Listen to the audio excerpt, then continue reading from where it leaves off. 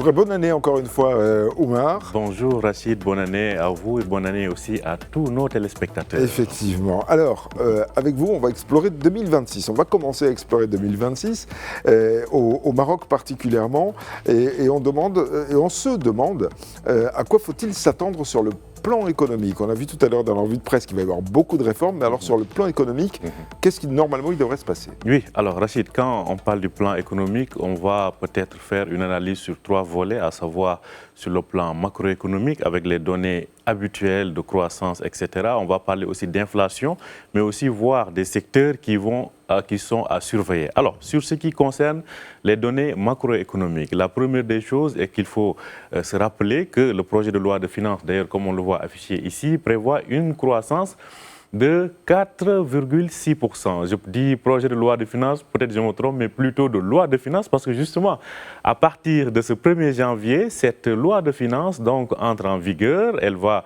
régir donc, la politique économique du gouvernement. Cette loi de finances table sur une croissance de 4,6% au cours de cette année. Donc ça, c'est la première des données qu'il faut noter. Par rapport au déficit budgétaire, c'est-à-dire ce qui manque à l'État pour mener à bien son budget, pour mener à bien son programme annuel, on est à un déficit d'environ 3%. Donc il faut noter quand même tout de même, c'est plus de 50 milliards de dirhams qu'il faut aller chercher à l'étranger. Donc ça va obliger à un certain endettement. Donc, ce sont là les principales, prévisions sur le plan macroéconomique. L'inflation, on va y revenir tout à l'heure.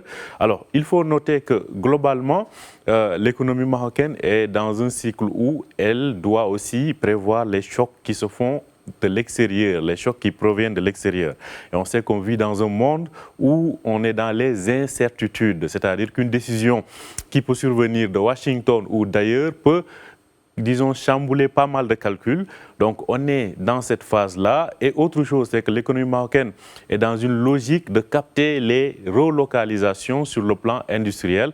Des entreprises chinoises qui veulent s'adresser aux pays européens ou vers les États-Unis commencent de plus en plus à s'installer dans le royaume. Des entreprises européennes qui étaient aussi en Chine et qui veulent revenir sur leur marché ou être dans des marchés moins chers pour produire sont aussi intéressés par le Maroc. Donc, on va suivre comment va évoluer cette tendance-là. Autre chose, c'est sur le plan des chantiers et des projets.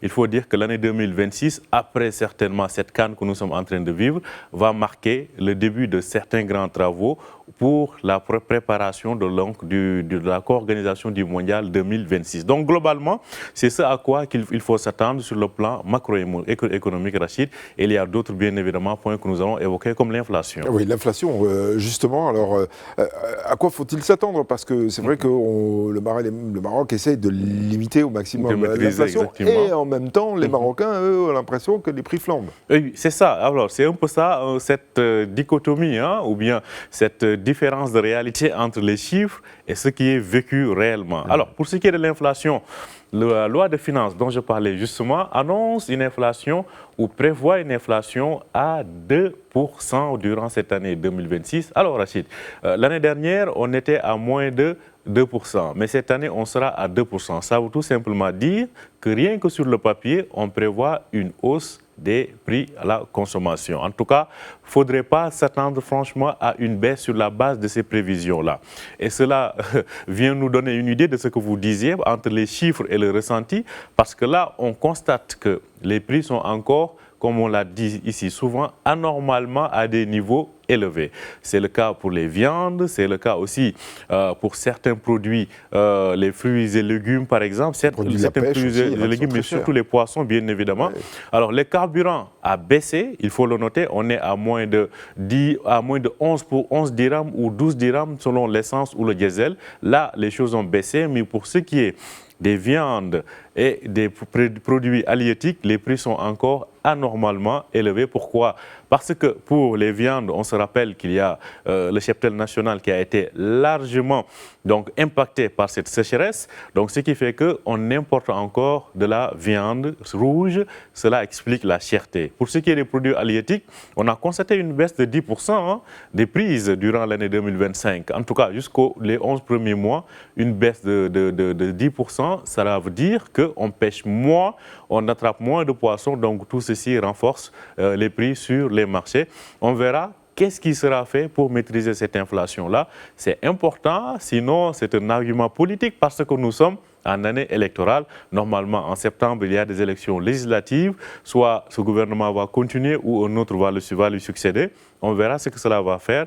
Mais il faut noter que cette inflation, cette maîtrise de l'inflation est un vrai sujet pour cette année 2026. Autre sujet, Rachid, c'est bien évidemment le taux de chômage. L'ACP nous dit que ce chômage tourne autour de 13% jusqu'à présent. Donc, il faudrait faire en sorte que ce chômage-là puisse s'inscrire en baisse. Et pour ça, il y a des secteurs qui sont en train de recruter. C'est notamment le cas des BTP, qui fait partie d'un des secteurs les plus en forme actuellement en raison donc des chantiers. Donc c'est un secteur à surveiller parmi tant d'autres, Rachid. Le tourisme aussi. Bien évidemment. Voilà, embauche pas mal en ce moment. On en a effectivement parlé. Et on comprend pourquoi. Dans le secteur de la santé et de l'éducation, ces deux secteurs-là seront particulièrement à surveiller. Oui, Rachid. Pourquoi? Parce que bon, on a vu le phénomène des manifestations qu'on a vu vers octobre. Oui. Maintenant, le gouvernement avait répondu avec donc cette enveloppe de 140 milliards de dirhams consacrés aux deux secteurs. Ces deux secteurs-là sont à surveiller. Pourquoi? Parce qu'ils doivent bénéficier de pas mal d'investissements. Comme je le disais, c'est une enveloppe de 140 milliards de dirhams.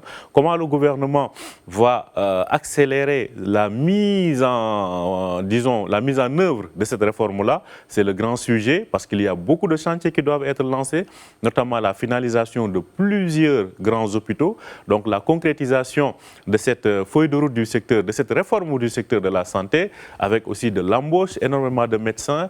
Donc tout ceci, c'est assuré pour cette année 2026. Autre secteur, bien évidemment, c'est l'éducation aussi. C'est à surveiller. Là aussi, des investissements massifs sont annoncés en termes de modernisation, mais certainement aussi de renforcement de la qualité. Comment ceci va se concrétiser? C'est à surveiller donc durant cette année 2026, Rachid.